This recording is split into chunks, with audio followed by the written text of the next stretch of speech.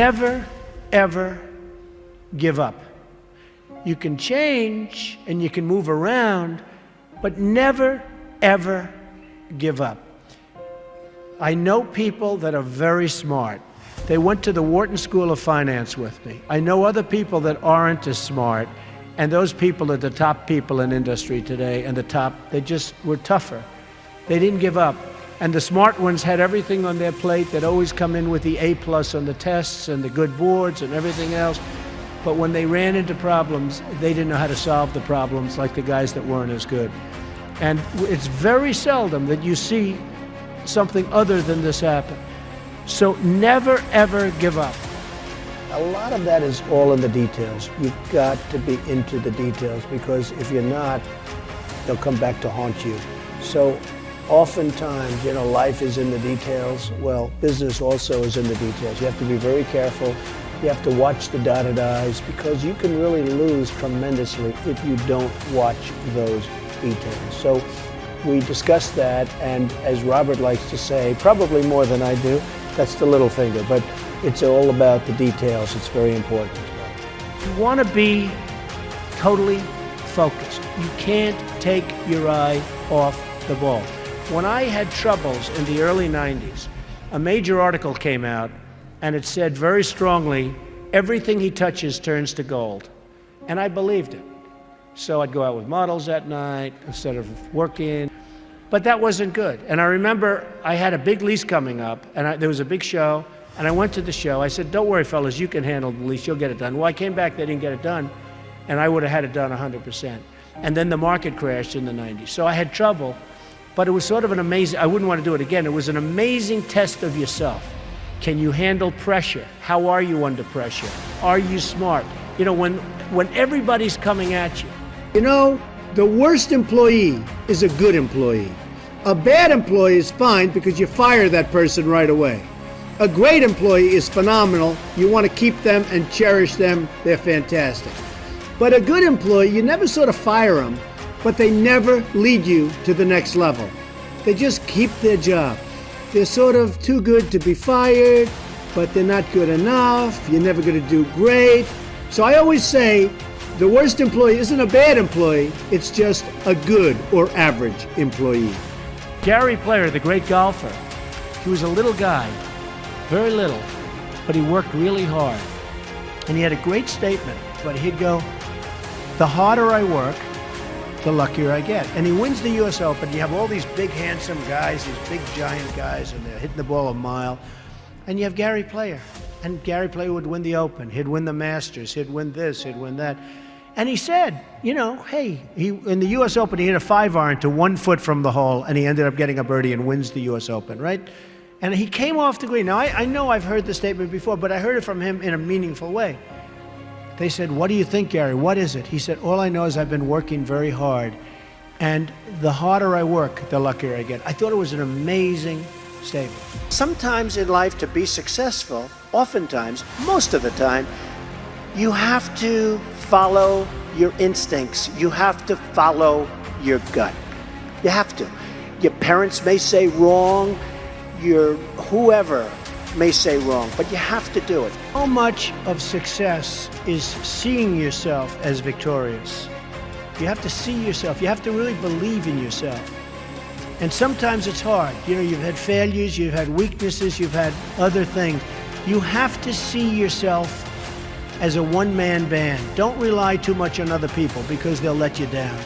You have to see yourself as victorious.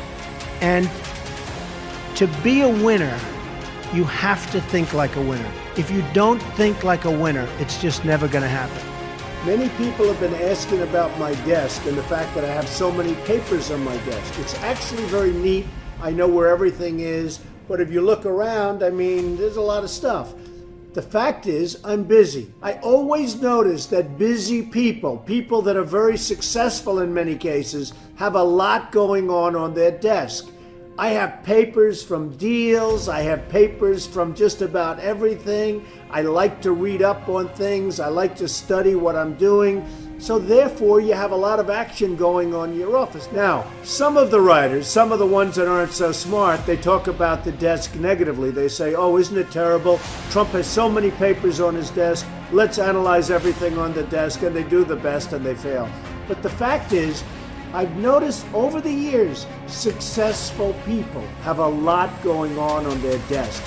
My desk is in my office. My desk is a very important part of me. And frankly, it's a very important part of my success.